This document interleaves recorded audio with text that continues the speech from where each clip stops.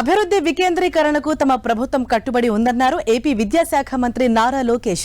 ప్రతిష్టాత్మక విద్యా సంస్థలను రాష్ట్రానికి తీసుకొచ్చేందుకు ప్రయత్నాలు చేస్తున్నామన్నారు. బిట్స్ అమరావతికి వచ్చేందుకు సిద్ధంగా ఉందన్నారు. IIT Madras, Tokyo university, TCS తో కలిసి అమరావతిలో డీప్ టెక్ ఇన్స్టిట్యూట్ ఏర్పాటు చేయబోతున్నట్లు తెలిపారు. కేంద్రంతో మాట్లాడి రాష్ట్రానికి మరిన్ని ఇన్స్టిట్యూట్స్ ను తీసుకొస్తామన్నారు. రాష్ట్రాలతో పోల్చితే మన పిహెచ్డి విద్యార్థులు కూడా చాలా తక్కువ ఉన్నారు. అంటే తమిళనాడుతో పోల్చితే చాలా తక్కువ ఉన్నారు. అక్కడ మనకన్నా 4 రెట్లు ఎక్కువ ఉన్నారు. దానికి ఒక కారణం PG fee reimbursement. I'm not saying 100% అదే ఒక కారణం ఏంటచ్చు. అంతేకాకుండా మిగతాని కూడా మేము స్టడీ చేసి పిహెచ్డికి వెళ్ళాలి, అది ఒక భాగం. రెండోది డీపర్ లెర్నింగ్.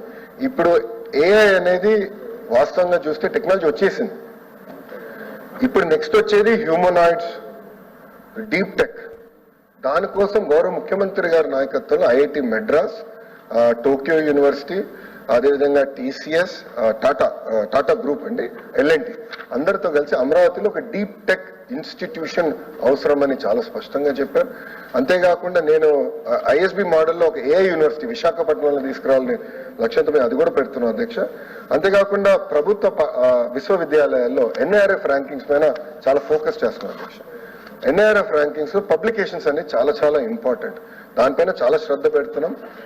ప్యారల్ గా ఈ ఎన్ఐఆర్ఎఫ్ ర్యాంకింగ్స్ ద్వారా రీసెర్చ్ తో పాటు ఈ సెంటర్ ఆఫ్ ఎక్సలెన్స్, ఇప్పుడు ఆంధ్ర యూనివర్సిటీకి నేను ఎన్విడియాతో మాట్లాడి అక్కడ ఒక సెంటర్ ఆఫ్ ఎక్సలెన్స్ తీసుకొస్తున్నా, ఎస్వీకి ఒకటి, పద్మావతి విశ్వవిద్యాలయ యూనివర్సిటీకి ఒకటి. సో చాలా ఫోకస్డ్ గా రీసెర్చ్ చేయాల్సిన అవసరం ఉంది. దానికి తగిన ప్రోత్సాహం ఇస్తాం. ఆ ఎన్ఐఆర్ఎఫ్ ర్యాంకింగ్ ద్వారా వైస్ ఛాన్సలర్స్ కూడా మేము వైస్ ఛాన్సలర్ కాన్ఫరెన్స్ పెట్టుకోవాలి అని నిర్ణయించుకున్నాం గవర్నర్ గారి ఆధ్వర్యంలో. దాంట్లో కూడా మేము పెట్టి we want to drive research in very big way. So ఇది మీరు అన్నట్టు కేంద్రం నుంచి కొన్ని ఇంకా రావాల్సిన, అంటే మనం తెచ్చుకోవాల్సిన అవసరం ఉంది. ఎందుకంటే విభజన చట్టంలో లేవు రీసెర్చ్ ఇన్స్టిట్యూట్స్. మనల్ని పోరాడి తెచ్చుకోవాల్సిన అవసరం ఉంది. కేంద్ర ప్రభుత్వం కూడా చాలా పాజిటివ్ గా ఉన్నారు. మనకు అనుకున్న దానికన్నా ఎక్కువ నిధులు కానీ అన్ని జరుగుతుంది. దాంట్లో భాగంగా మీరు ఇచ్చిన సలహా చాలా మంచి సలహా, తప్పనిసరిగా వీల్ టేక్ ఇట్.